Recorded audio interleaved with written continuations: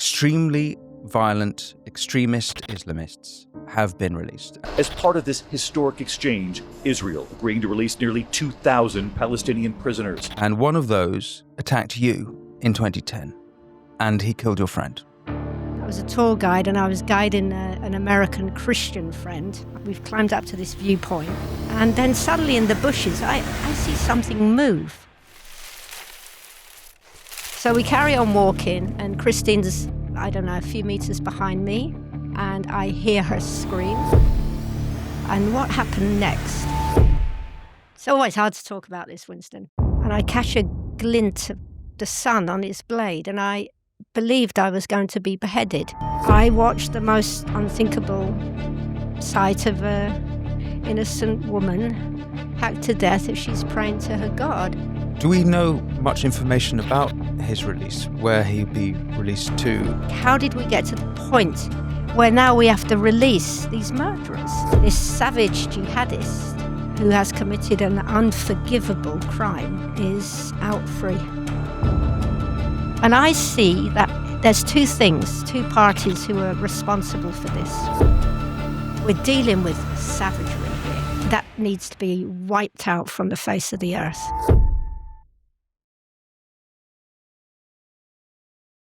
Tal Hartuv, thank you so much for coming on the show. As we speak now, I think it's a bit of a bittersweet time. War is over in Israel. The living hostages have all been returned. Not all of the deceased hostages have been returned. And part of this Trump peace plan was that, amongst other things, there would be an exchange. The living hostages would be exchanged for Palestinian prisoners. Now, there's a disparity in numbers, of course, which is that we're talking about 20 living Israeli hostages versus up to 2,000 prisoners, and 1,700 of them, well, let's say 250 of them were serving life sentences. 1,700 of them were administrative detainees since October 7th. But crucially, a lot of extremely violent extremist Islamists with terrible, evil records have been released. And one of those is a man called Iyad Hassan Hussein Fatah. And he attacked you in 2010. And he killed your friend, Christine Locken. And so the whole country is sort of in shock because this is one of a few stories, but similar stories. But I wanted to know what exactly happened and your reaction to this release. Okay, thank you for having me here, Winston, really. First of all, the war is not over because we still have these dead hostages. And also the war is not over because Hamas has not erased from their charter that they want to murder every Jew. And concerning look, I don't like the word Islamist, right? It's not really morally convincing. I think it's better to call these people jihadists, because this is a form of 7th century Islam, okay? So they're jihadists. And so if I take you back to that day, I was a tour guide, and I was guiding an American Christian friend. I'm Jewish myself, obviously. And we were on a nature trail we weren't in Judea and Samaria or the so-called West Bank, right? It was in Israel proper. Beautiful, early winter day, skies are blue. And we sit down on a rock. We've climbed up to this viewpoint, and we're just chatting and giggling. And then suddenly in the bushes, I see something move, like 20 meters down the hill. And I freeze, and then out of the bushes, this man stands up, and he asks me in Hebrew, "Yesh lachem mayim?" which means, "Do you have water? Any water?" Now, at the time, I'd been in Israel 25 years. I have Arab friends, I had Palestinian friends, and I could see by the way they're dressed, by their accent, and by what the heck are they doing there, that they're Palestinians. And they weren't supposed to be in that area. So I was feeling like, wow, we're going to get robbed. So I just answered them back in Hebrew, telling them, no, I don't have any, I'm sorry. And they left. So Christine, who obviously she doesn't know any Hebrew, she's asked me, what was all that about? And I didn't want to worry her, all right? I didn't want to say, oh, I think they were going to take our bag. So I just said, look, let's get back to the car. Well, it's always hard to talk about this, Winston, but I think it's necessary. And I said, let's get back to the car and we'll find something else to do. And so she follows me back down the hill through the trail. And I see my little dog run by and she starts snapping at flies. And I think, oh, thank goodness for that, they've gone. But what I had done is take out a little tiny penknife, thinking that if they do come and grab my backpack, I can shoo them off with a penknife.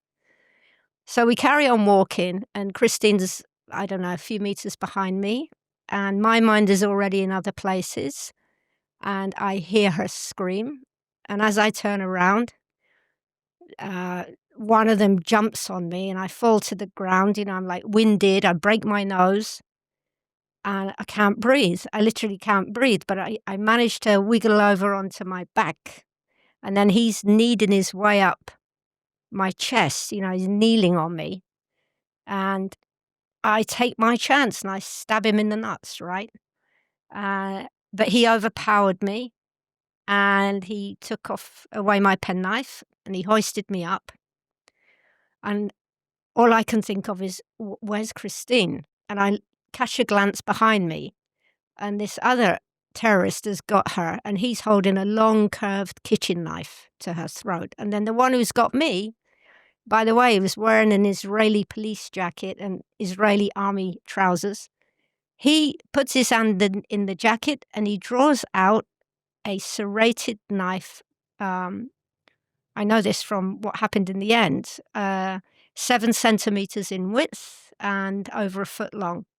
I tell you, I see that knife. Oof. I know, I piss my pants and it's like, immediately I want water. That's all I could think of. I got to have water. I got to have water. Where's water? Like the thirst from nowhere. And then... Is this because you're losing blood? No, I haven't. He hasn't stabbed me yet. I mean, that's the party hasn't yet started, as they say. But just the sheer fear and terror and the shock makes you immediately thirsty. Look, you can see it. I mean, I need to do this, right? Really, it just has an effect. That's what shock does. So, and I'm not like, how do you say, shaking, but I've tremor, you say tremoring. And then begins the most unthinkable half an hour, which sounds not that long, but for me it was a lifetime. We're under the pine trees in Jerusalem. I can hear the birds sing, I can hear the crickets, and we're being held at knife point. And then I start, I think after around 20 minutes, I'm like, how do you say, rabbit in headlights, right? I can't think. All I can think of is, this isn't happening. This doesn't happen to me. And I'm standing there frozen, just frozen, believing that someone will come along and save us, because that's me, right? I mean, I've got into little scuffles before, not quite like this, but you always think that there's somebody bigger and better who's going to come and help you out. And nobody came, right? But we are quite far off, we're in a nature trail. Anyway, he goes through my bag, he finds my car keys, and I tell him, first of all, I said in English, I forgot I'd spoken to them in Hebrew about the water, right? But I tell him, oh, we're tourists, we're both Christians, we're not Jewish. And then he goes through my bag, he finds the car keys, and then I say, oh, just take the car. It's like, I think I told him it's a Mercedes, right? It really wasn't. I said, it's new, take that. And he wasn't listening. And then he finds my Israeli ID. And it says, it's the old IDs where it said I'm Jewish. So now I speak to him in Hebrew. And I'm telling him, please don't kill us. Just let us go. Let us go. I promise I won't say anything. Nothing works. Now, the other one has gone away. He's walked down the hill. And I can hear, I know basic Arabic, I have Arab friends, and I can hear he's talking about a car. Now, this is way before October the 7th, right? And I'm thinking, oh my gosh, a car. We're going to be kidnapped. We're going to be kidnapped and taken to Gaza. And before I can even let that sink in, he barks at me. Not the one on the phone, the other one. He barking at me, and he says, in Hebrew, he says, "Take off your shoes. Toridin alaim." I think, what the hell do you want with my shoes? And he takes out the laces, then they tie our hands behind our back. Then the other one takes off Christine's, what do you call it, fleece from around her waist, and they hack it up, chop it up, and they gag us. And he takes off my necklace, which was a Star of David, and he looks at me, he draws into my face, and he says in Arabic, "Shuhad," like, what's this? And he was smirking. And I responded, I said, Magen, how do you say, Magen David, all right? So we gagged. They gag us. I've got my hands behind my back. I'm barefoot. And then, wow, 15 years have passed, and I thought, I could like just rumble through this. It's really very difficult. And then what they do is they separate us by 2 meters. And then one of them like forces me to my knees, and he's standing behind me, and I can see the shadow of his arm. He's raising his arm, and I catch a glint of the sun on his blade, and I believed I was going to be beheaded. And what does that feel like? How long have we got for this podcast? When you have a bathtub, right? There's all the water in the bathtub, and you pull out the plug and you watch the water swivel down. That's what it felt like. Everything, who I was, what I was, it was swiveling, it was rushing out of me. I knelt there hollow. I was a shell. I was too scared to be frightened. And the only thing I could say to God really was, just please make it quick. Don't let him saw off my head. Just make it a quick chop chop.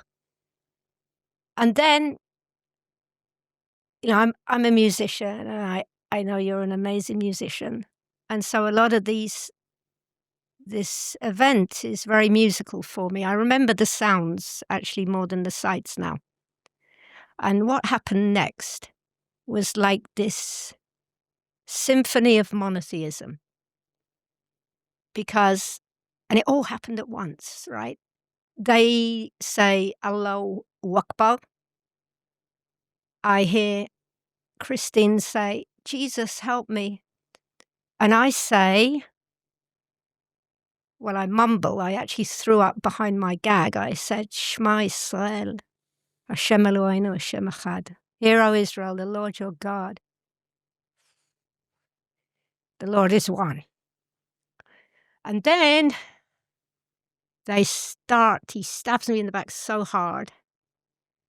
And I'm on my side, and he is, my gosh, when you talk about stabbing, it just feels so pathetic, right?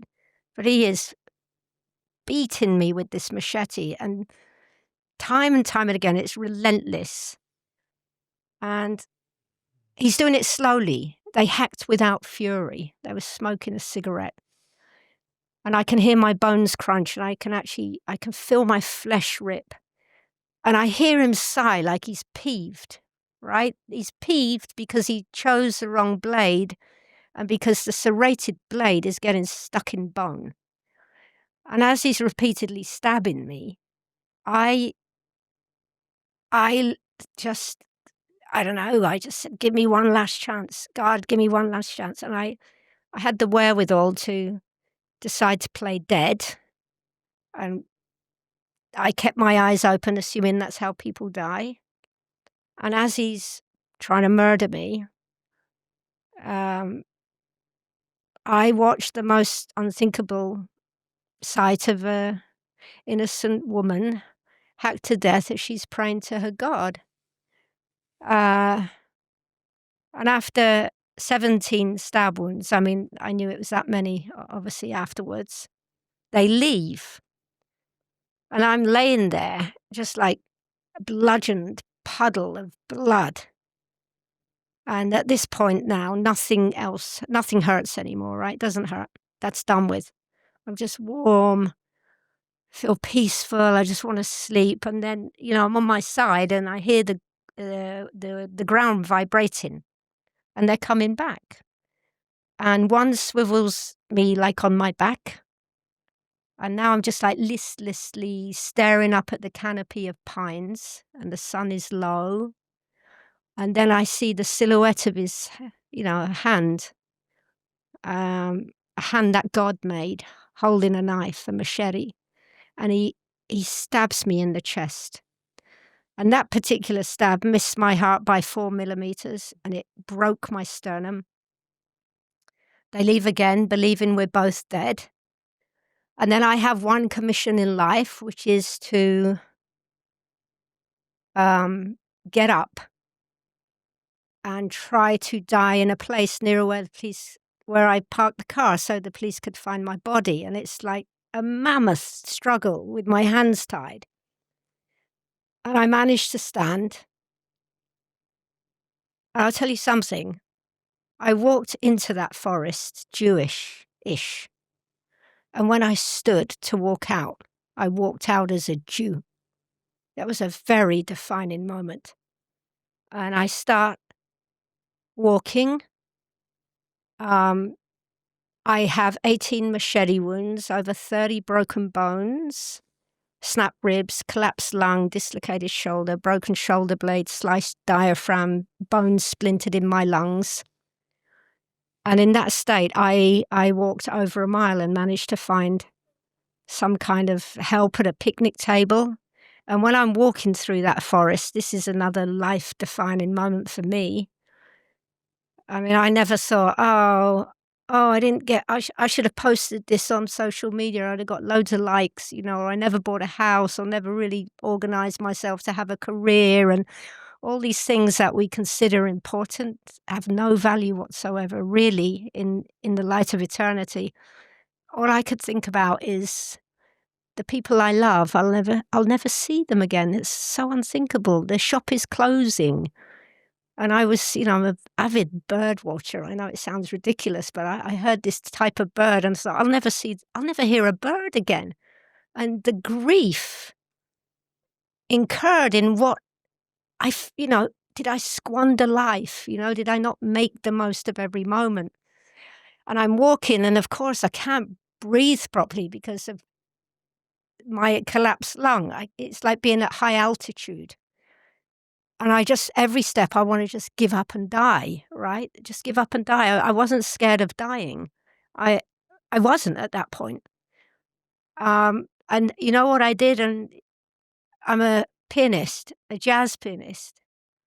And in order not to think about my friend, and in order to get nearer to where I parked the car, to distract myself, I composed this arrangement of Somewhere Over the Rainbow, which is a song written by 2 Jews. It speaks of a better world, and it was written just prior to the Holocaust. And I'm hardly breathing, and I'm thinking G-7, you know what I mean? C9, I mean, just ridiculous things.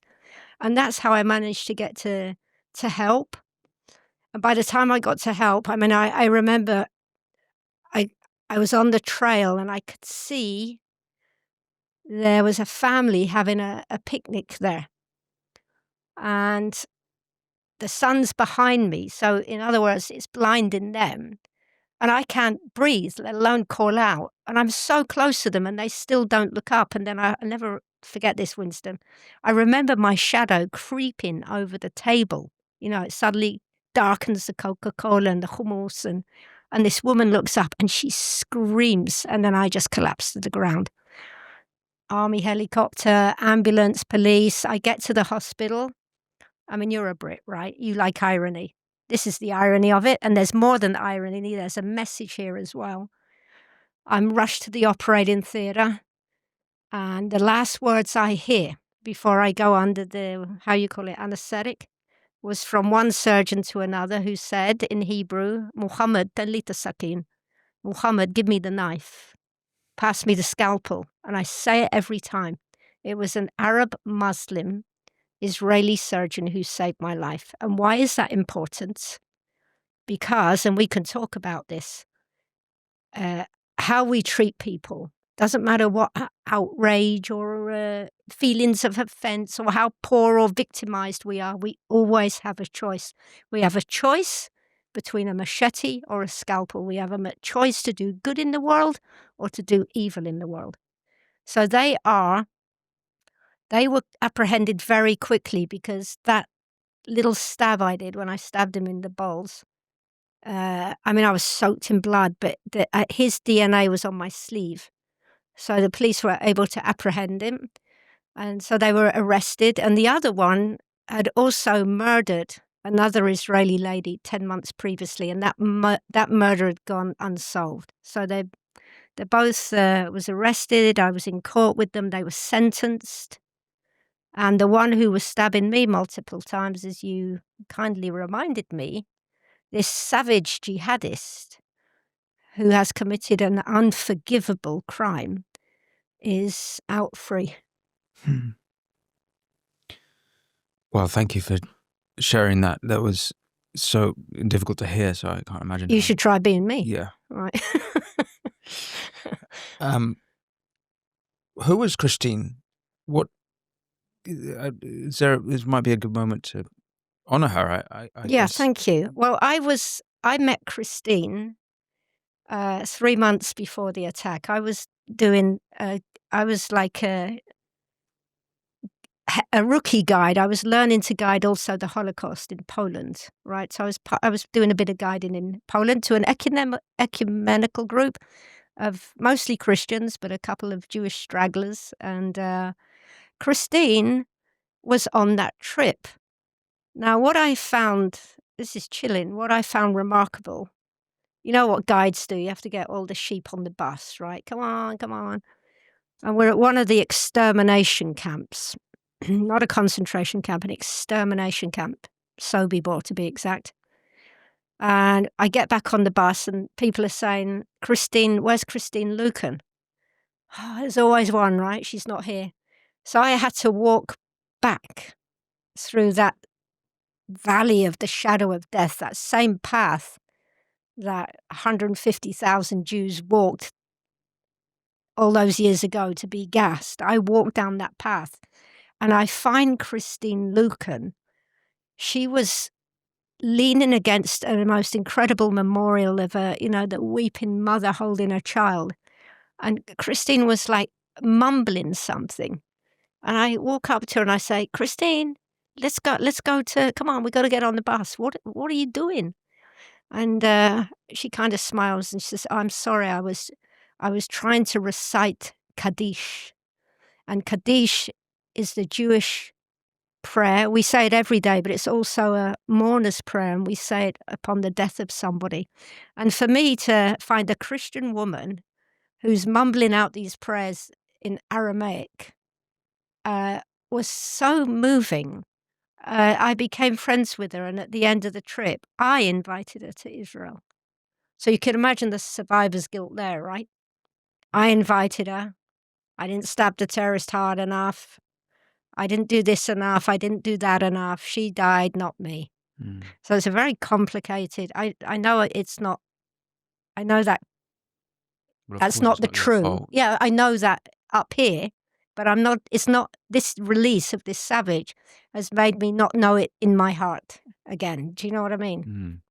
Let's take a quick look at how the media is reporting on Starmer's decision to recognize a Palestinian state using ground news. Left-leaning The New Arab ran the headline, "Activists demand more meaningful action, end to arms sales after Palestine recognition." Contrast that with right-leaning The Daily Skeptic, who led with, "Keir Starmer confirms Britain will ignore US and Israeli anger and recognize a Palestinian state." Two very different narratives from the left and the right on the same story. We specifically partnered with Ground News because their app and website helped me and my team cut through media bias and get the full picture on any story like this one. There are over 240 articles published on Starmer's decision, and we can access every single one through Crown News, complete with source, context, and key breakdowns. Seeing all sides, regardless of political lean, is essential to cutting through media bias and getting informed the right way. That's why Ground News' blind spot feed, which highlights stories underreported by either side, is such a powerful tool. I genuinely believe in what Ground News is doing, and I encourage you to check it out by scanning the QR code or visiting ground.news/Winston. If you subscribe through my link, you'll get 40% off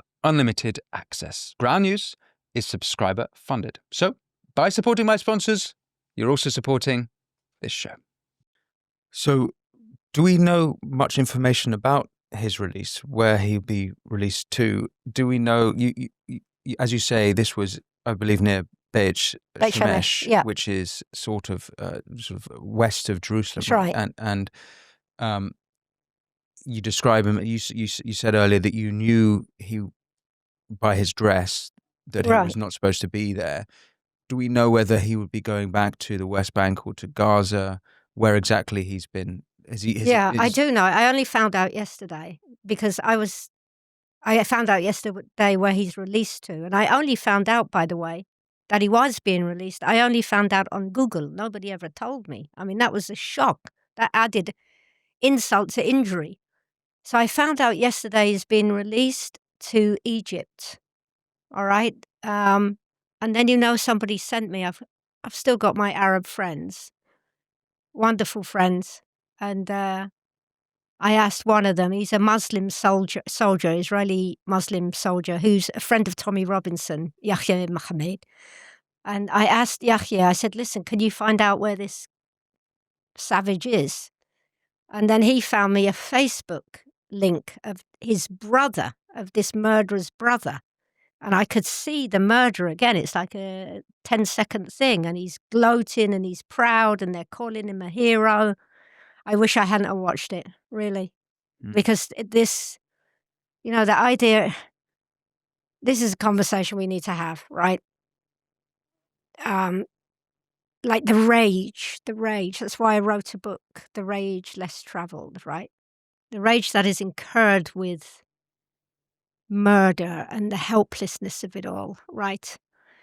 And I want to make it very clear that I do not forgive. And I will never forgive. And I'll tell you why, all right? Because it always sounds like this is the conversation we need to have.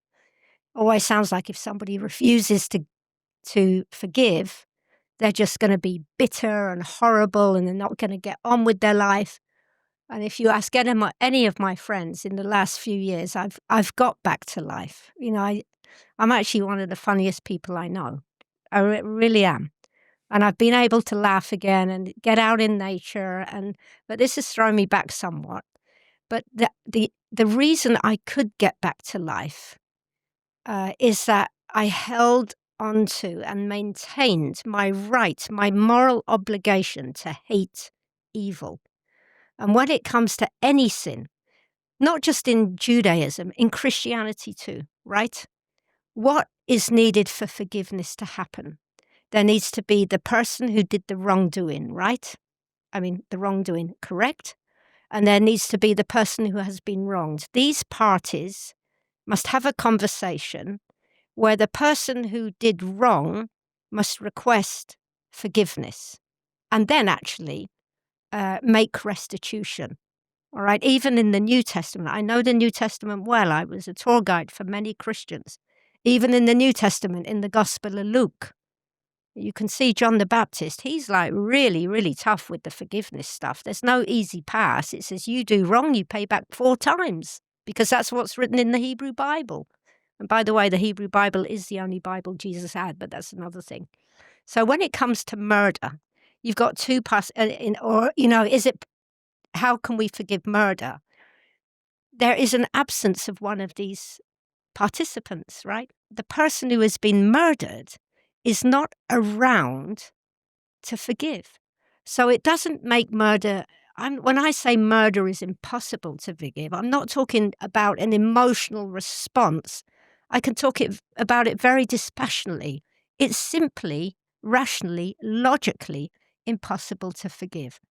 Now, by me maintaining my right to never forgive, because I just can't forgive, it's not my moral authority, only Christine can, and maintaining my moral compass by hating.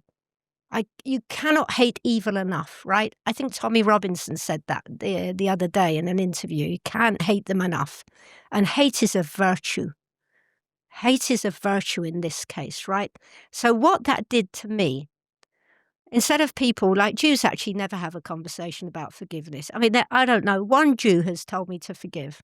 But there is kind of in the Western civilization this platform and this expectation that you should get on a public platform and try and be morally virtuous by saying you forgive. And that should break our hearts that people feel they need to do that. So what I did, I thought, I'm going to do it like this. I'm going to hate them with a passion. I'm not going to take vengeance. I'm going to do everything I can to have justice. But by limiting and directing my hatred of them towards them, only them, right? Not every Arab, Palestinian or Muslim. You mean the perpetrators? To the perpetrators, right? And to, of course, the British government who are funding the people who sent them to go and murder. And of course, the social media, the people like, Piers Morgan, like the whataboutism, the ridiculous platforming of anti-Semites, all these horrible things that have contributed to this ongoing war and the terrorism that never stops. But so these are the people I actually hold accountable. People like the far left-wing media, right? Like the far left BBC, the far left Sky News, the British government, social influencers, those people I hate. So by limited and directed it only to them, what that did to me, it enabled me to also develop friendships with innocent Palestinian, Muslim, Arabs who had nothing to do with this. One thing, forgiveness is a very curious and difficult thing. And just one thing that jumps out from your speaking there, which is when you said this pressure to forgive.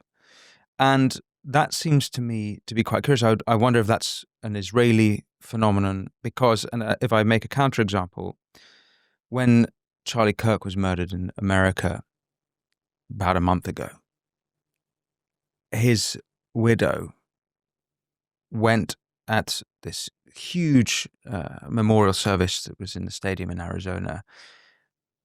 She takes the stage and gives a speech, and then she says, "As for the killer, I forgive you."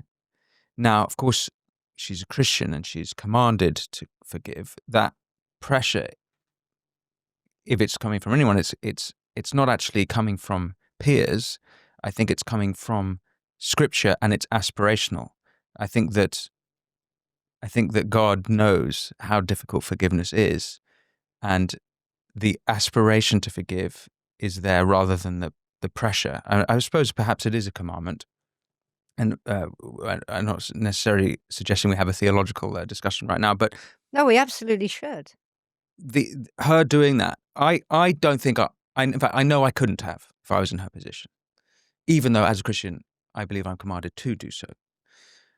And when she did that, I completely broke down. I couldn't. How could she? And then, funnily enough, Trump comes on after her and goes, she forgives him, but I don't forgive him. Love Trump.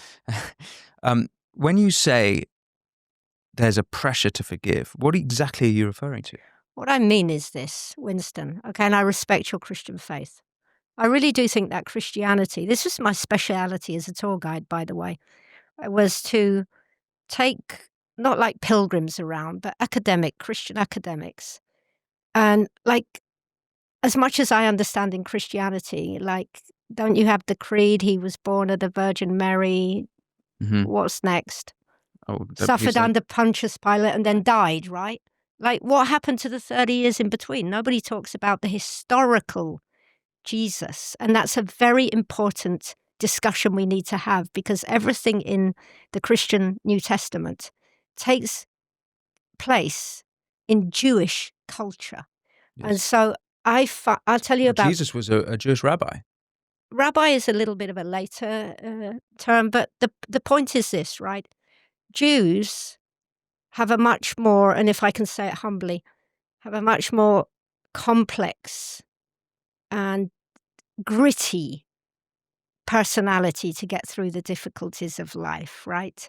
So in Judaism, there's even levels of forgiveness. I mean, if somebody cut me up in the car coming here, it's like, I'm not going to bear a grudge until the day I die, saying, oh, down here in Tel Aviv, he swore at me. It's like, oh, most of the things we need to let go anyway without people even asking for forgiveness. If somebody stole money, then they need to give that money back, all right? And let's say a third level of forgiveness, it would be libel.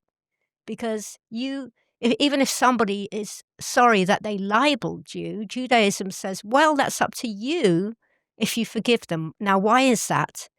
Because libel is like this feather pillow which you cut and all the feathers go up and the feathers blow all over the place. The bad name goes all over the place, right? And then you go and chase and find every single feather. It's gone. You can never bring back bad words that you said about somebody. And then when it comes to murder, as I explained, murder is unforgivable. But I'm going to offer you something here, all right? Because I would imagine you're basing your forgiveness on when Jesus said, Father, forgive them, for they don't know what they do, right, on the cross.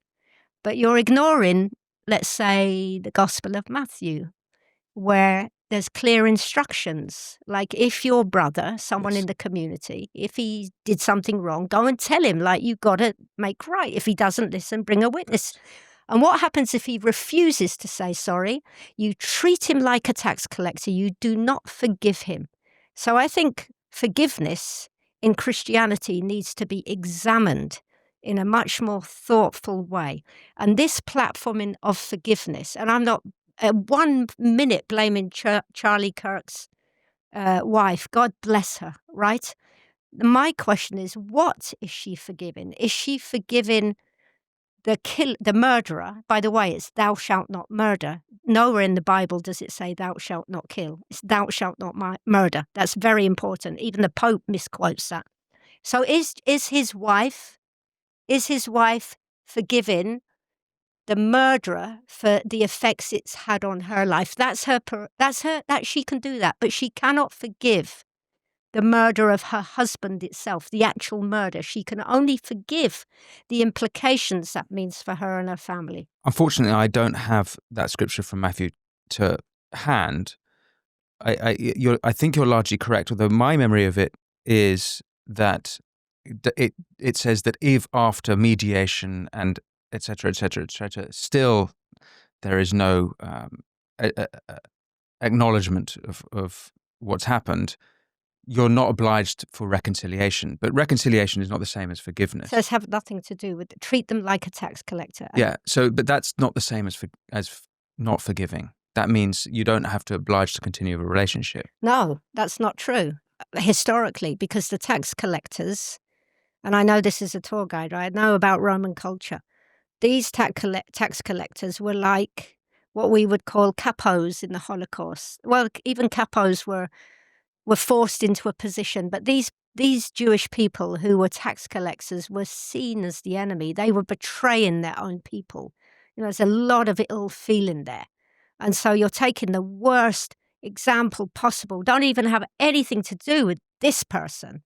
All right? You should despise them. You should hate them for their weak moral compass. So there's always much more to the text than a very, two-dimensional view. And I want to make it clear, I am not in any way pointing a finger at dear Charlie Kirk's wife. I would just question. I'd like to know what she is actually forgiving. And I'd also, if she ever sees this podcast, I'd give her a huge hug and I'd just say, you don't have a right to forgive Charlie's murder because it's not yours to forgive.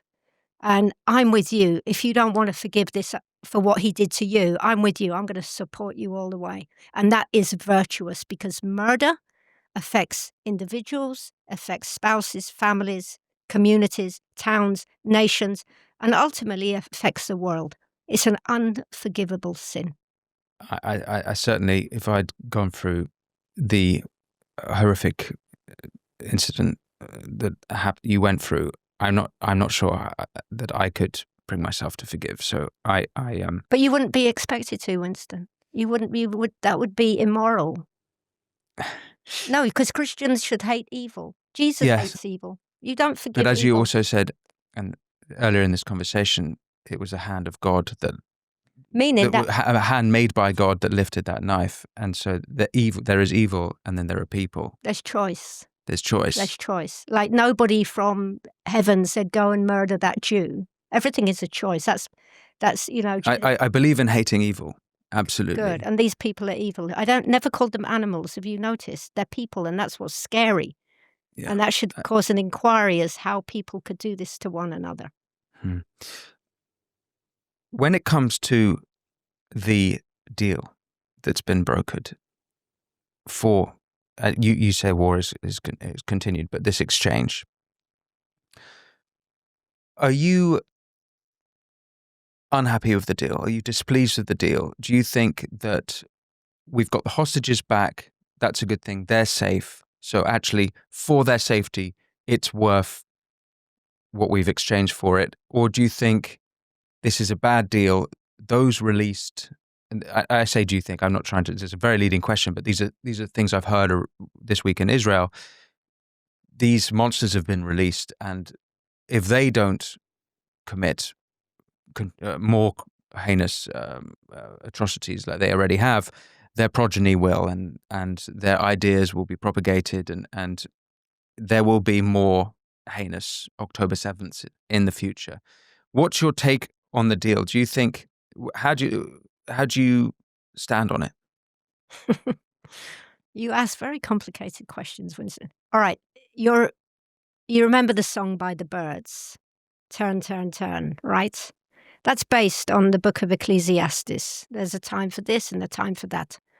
And in the book of Ecclesiastes, Kohelet in Hebrew, it says, one of the verses is, Yesh et lismoach veyesh et lifkot.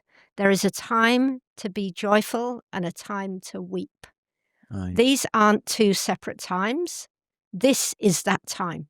It's a time of joy and a time of weeping. All right. So what does that mean for me? When I saw those dear people come out, I could cry now just looking at them. We're dealing with savagery here, and that needs to be wiped out from the face of the earth. They have nothing good to offer humanity. And when I saw those hostages, I howled. I was on my own at home with the two bitches here on the carpet, my dogs. And Munchkin and Sheba are going to get a cameo. And I tell you, I was so relieved for them and joyful. And at the same time, I was so distraught for myself. It felt so enraging and so unjust. So there was these two diametrically opposed emotions that couldn't resolve each other. And what it is, also I think as in Israeli society, we're at a very brittle time in our society, okay? The war is not over. There's a cessation of hostilities. And I'm telling you, Israel will get through this. And Israel will, one of the things we'll be doing is exporting post-traumatic growth. Everybody's going to be looking at us and saying, how do these guys do it? How did they? Israel is a light to the nations, and I know that. I'm full of hope. And in order to make sure that this does happen for Israeli society, it's very crucial that we hold this joy and this terrible deal in tension. And if we lean on one more than the other, things are going to get out of balance and we might snap. So I'm thrilled the hostages are home. And this is the worst deal. It's a terrible deal. Why? Because these terrorists have vowed to murder again. So the very people celebrating, and I was one, in the future, some of us who are celebrating, we will be 6 foot under the ground while others are saying Kaddish. And I'm tired of saying this Kaddish. I'm tired of being pitied and adored when you're a dead Jew, right? So we need to take care of this. And I also say that when I look and think, my gosh, I mean, like the military achievements of our wonderful IDF fighters, warriors. I mean, you've been here a lot, Winston, and people who haven't been here, they think that the IDF is a regular army. Like, no Israeli does high school and then says, I'm going to go into the army for a career. That doesn't exist. Mm. These kids, delivering pizza on a Friday night, then they're called up. And when they pack their bags, they don't even pack a razor because they're too young to shave. I mean, we have a kids' army in that sense. So this deal and what it's these children, young people who made such incredible advance. I asked myself, why the heck? How did we get to the point where now we have to release these murderers? And I see that there's two parties who are responsible for this, right? One is, and they walk the same path. October the 7th, remember the Israeli flag was projected in solidarity on every civil building in civilized Europe. That very day, there were also the depraved marching through London streets, okay? And I remember doing an interview on German TV. And I told that guy, I said, listen, if these are not culled, these protests of hate, things are going to get very bad. So what happens is, from a media point of view and from a governmental point of view, like the British government, there has been a moral abdication of Israel. Okay, what started in solidarity, like we're the only country who gets like a window of opportunity. That's what we say here. Oh, look, we've just had hundreds of people massacred. We have a window of opportunity to respond, which is usually about 2 or 3 days. The Ukraine, who were brutally invaded, it wasn't a massacre, but it was, a military offense. Nobody gives the Ukraine a window of opportunity. So how did we get there? Moral abdication. And from the far left media, like the far left Sky News and the BBC, platforming the other voice we have to keep in balance. And from the BBC itself, a mouthpiece of the Hamas, right? All of these things, the British policies. But I tell you something else. We as a people, as Israel, we have done the most appalling public relations job since the war. And I'll explain why. Right from the beginning, where we started our offensive in Gaza, Prime Minister Netanyahu said this, and I don't blame him for it. I think Israel has always had to have one hand behind the back and fight.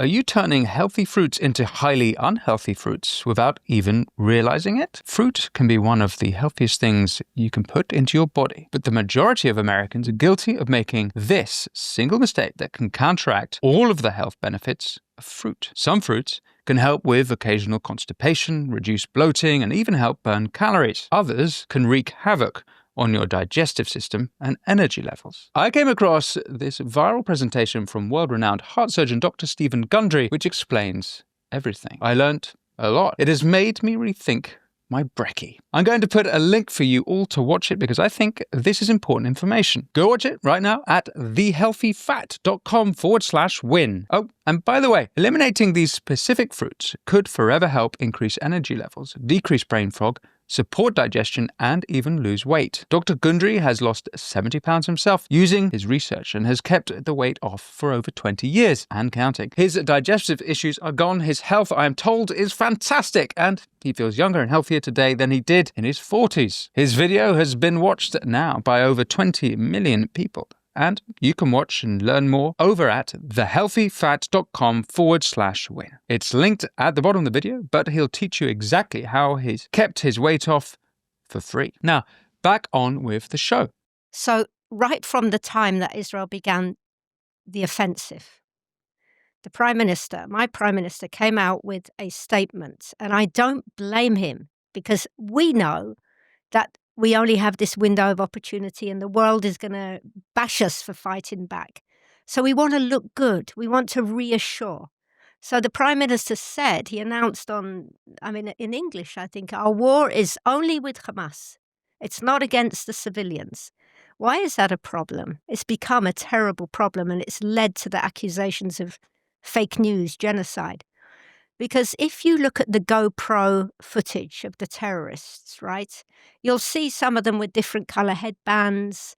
There were many, different factions. There was Islamic Jihad, PLFP, Fatah, PLO, Palestinian Authority. There were every faction of terrorists there. And more alarmingly, the GoPro footage of the Hamas shows the invasion of our borders of what's estimated to be 5,000 people in civilian clothes. And then when you see these UNRWA Toyotas, the United Nations Toyotas, carrying our dead and alive over the border, you see thousands of people in civilian clothes celebrating in a frenzy, like an orgy of hate. And then if you remember, Winston, these grotesque hostage release ceremonies, Yes. right? Who are gathering around? Thousands of, actually, many, many obese, not bad for being genocided, obese Gazans with their latest iPhone. So why am I saying this? Because we made our bed and we laid in it. We should have taken out the word civilians, all right? And pumped out this message, even showing footage, all right, that this is a war. This is where, the massacre, it was really trampling on a divine line in the sand that God ordained from Genesis 1, right? The line that divides between good and evil. This war is about redrawing that line in the sand. But we did it wrong. And so by saying there's Hamas and then everyone else is an innocent civilian, anytime people do get killed, and it's a war, they're not murdered, they're killed, the figures come out that it's innocent civilians who've been killed. And then we're parroted off as being like genocidal terrorists. And it's astonishing. So I Astonishing think moral that, inversion. yeah, it is an inversion. Why do I say that? Because the moral corrosion of the West's ability to stand strongly with Israel, I think it was part and parcel of, then President Trump comes in and we want our soldiers out. But it's like when Keith Starmer, Keir, sorry, he's so famous I don't even remember his name. Keir. Two-tier Keir, like what an abysmal, immoral person he is. Yeah, so you mentioned that the British government have let down. I tell you how he How so? Well, because I'm talking about the Labour Party, obviously. They've always been morally ambiguous. In the first days, actually all through the war, we support Israel's right to defend herself, right? But I don't actually know what that means, because then they want to do an arms embargo. And then they talk of genocide and the killing must stop. And to be fair, Labour, under Starmer, Labour have not said it's a genocide. Okay, however, thank you. the other things that it is true, and but there are Labour MPs, right, who are going around like. There are certainly Labour MPs. Okay, so I take that back and thank you very much. I'm not sure the government themselves are. All right, thank you. Yeah. That's an important point. Sorry, Keith. Sure. Right. Okay. That's a goodie, wasn't it? Right. So. But it doesn't bring me any pleasure to be fair to the Labour government, because I have such utter contempt for every single last one of them. No, but also when he unilaterally recognised the fictitious state of Narnia, Palestine, you know what happened? The Hamas thanked him. Yes. And this is the crucial point. And then Hamas felt empowered that this coalition of the West is fractured. Yes. And as Mark Rubio said, the American Secretary of State, that actually disincentivized a ceasefire, disincentivized a deal being done. And the leader of Hamas, I forget which the latest leader is, but he said it was the fruits of October 7th when absolutely not only Britain but various nations. And I want an apology from Keith Starmer. I think Keith suits him much better. Anyway. So there's a couple last points I wanted to ask you about. Firstly, by your accent, I can tell at some point along the way you've been British. Yes. I assume. A lot of it's a terrible time to be Jewish in Britain. not only have we just had for the second time since Oliver Cromwell allowed Jews back into Britain in the 1650s, since then there's only been one Jew killed for being a Jew, and that was in the 60s by a fascist student. And we just had a guy called Jihad al-Shami, Syrian-born, killed in Manchester synagogue. So we now have anti-Semitic terrorist attacks in Britain. A lot of Jews are leaving the country, and or if not, they're talking about leaving. And it is the case that I've been here on several trips since the war began, that I meet many Brits who are like, no, I'm coming here now. And what's curious and about it, because of course there's anti-Semitism in Britain, it's been increasing dramatically, and it's been correlated with the rise of immigration since the late 40s. But what's curious is actually here in Israel, there are obviously more terrorist attacks. There are more Islamist, I know you don't like the word, or jihadi attacks.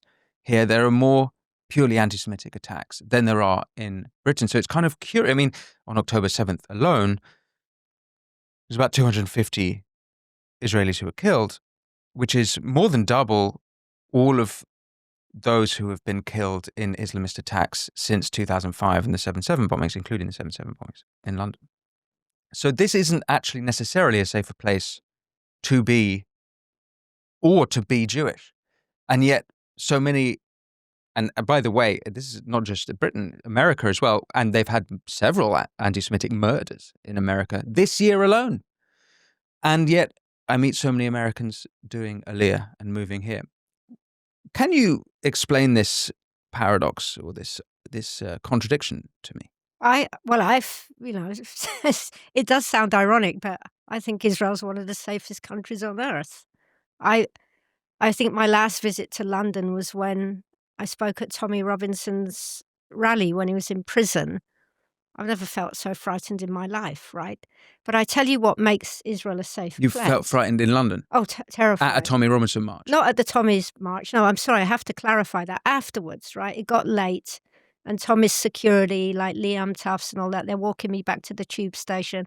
And you walk through, it's like so many Taliban around there, and it's like I don't feel safe. I mean, I don't know what these people are thinking.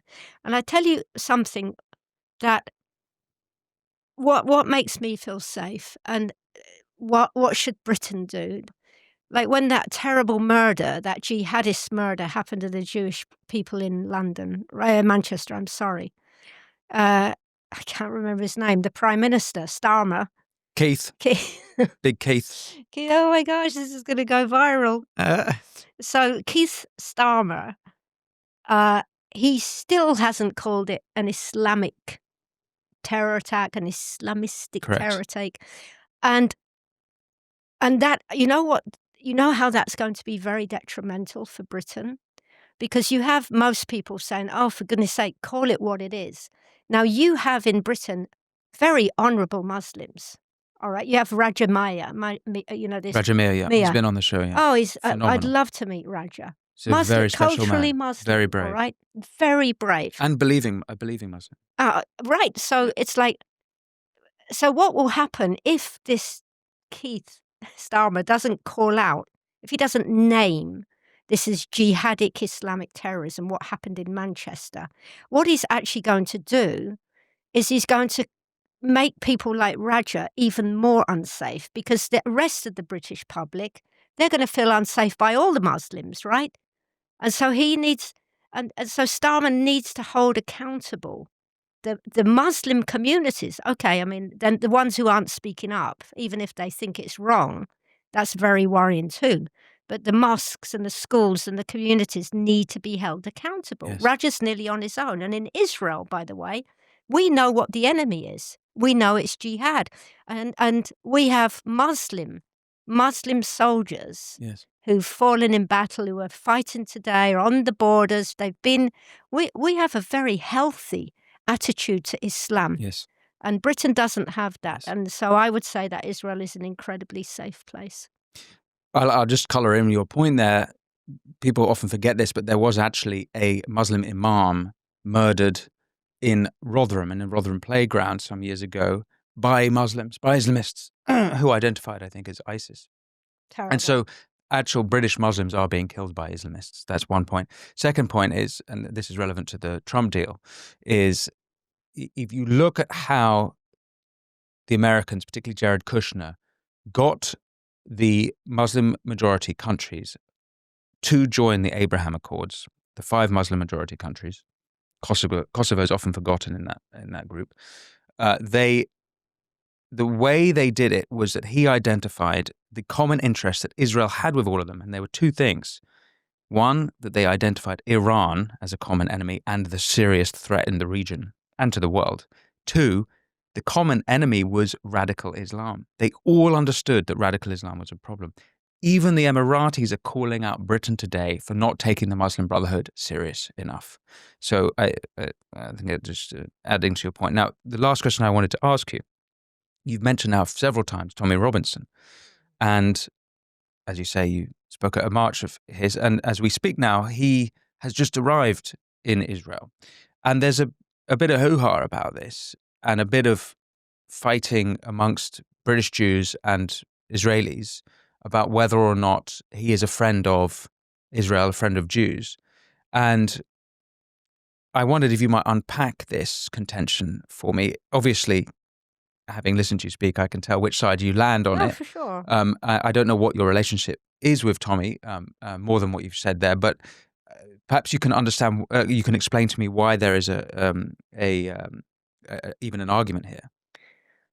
I was asked to guide Tommy Robinson on his first visit to Israel. A mutual friend of ours, Brian, calls me up and he says, listen, Tommy Robinson is coming to Israel. Now, the name rang a bell, right? And What year is this? 2016. I mean, I've been here since high school in Israel. It's like I only follow British politics as pertains to Israel. So the name rang a bell, but I Google him and I see, oh my goodness, this right-wing goose-stepping Nazi thug. And I tell Brian, violent, horrible. I tell Brian, look, I don't think it's the right thing for me to do this. I mean, I don't want to be associated with like neo-Nazis, frankly. Brian gave me a copy of Tommy's book, The Enemy of the State. And I'm a writer and I can appreciate a well-written book. And what is a well-written book? When the voice is authentic. I really couldn't put it down because it was such an authentic voice. It's like, it's Tommy. It's like the F word on every other on every other page. I mean, that's not my style. I mean, I drop the F-bomb when it's, it has more effect. But Tommy struck me as so authentic. And he explained, he didn't cover up any of his like mortgage, well, it's hardly mortgage fraud, but he can tell you about that. Or any of his like ruffling around and having football fights. And he's not a saint, right? And I wouldn't expect him to be a saint. But I did feel there was such a, discrepancy between what the media was saying and what Tommy himself said. So I thought, I'll bite the bait. And I spent 8 days with Tommy, and he comes over with a black friend of his. And I thought he was a racist, right? We all pile in the car. I've got one of my Muslim friends in the car, spent all the time with the Muslims. So he wasn't anti-Muslim. I introduced him to Christians, Druze, Jews, religious, not religious. And I saw in Tommy something that struck a chord with me. And he knew a little bit about what had happened to me. And then he was very respectful. He didn't say, look, Tal, come on, what? But there was a time when I felt I wanted to detail, rather like I've detailed with you, Winston. And I remember Tommy's face, and he had tears in his eyes, and it wasn't like a soppy, oh no, I'm so sorry. It wasn't that. And this is where I clicked with Tommy. It was tears of rage at the sheer injustice of it all. And I know, I mean, I was sitting in the front of the car and Tommy was in the back, and I could see Tommy's face in the mirror. And I knew that if he could have done, he would have hopped over the seat and just hugged me and squeezed me and held me. And it was a very powerful moment. And I said to Tommy, Tommy, I wish you'd have been in the forest with me. And gritted his teeth and he says, "Oh, I fucking wish I'd been there too." Mm. And I thought that was such a magnificent response. And I also got him into a friend of mine who lives in a so-called refugee camp, Palestinian. Wonderful man, by the way. And Tommy, he spent the afternoon kicking around a football, talking to these people in these fake refugee camps where they're kept in perpetual victimhood. So I felt that the smears against Tommy are just there. He's like the man with the unforgivable past, right? I'm not going to say that what Tommy does today, he's always going to be a saint. I'm not aligning myself with anybody because you never know what they're going to do, right? Mm. But I barely trust myself, let alone anybody else.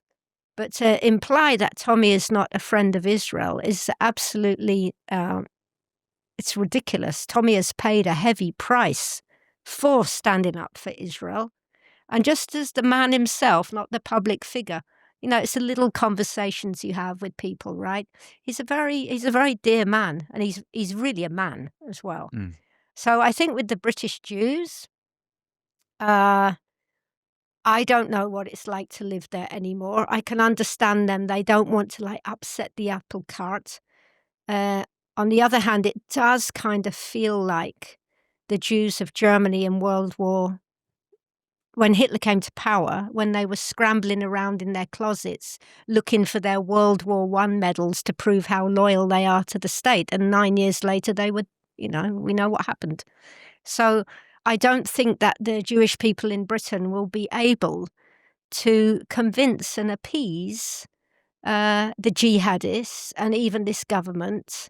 And in a way, that makes Tommy Robinson a complete non sequitur. You take Tommy out of the equation, things aren't going to get better for the Jewish community. So I'll take any friend or voice, somebody who's willing to speak up, as I can. Is he well known here in Israel? Yeah, and people love him. I mean, it's this. I think it's not very often you get an official invite from a member of the Knesset, right? And Tommy did, and people love Tommy here. I mean, I have actually. When I told my friends, "Oh, I'm meeting Winston," and they go, "Oh, what a dude! This is great." So you have a lot of love. And when I say I'm meeting Tommy, they send me messages, send me this photo, tell him I this, tell him. He is appreciated here, and he is very much loved. And Winston, rightly so. Mm. Mm. Well, thank you.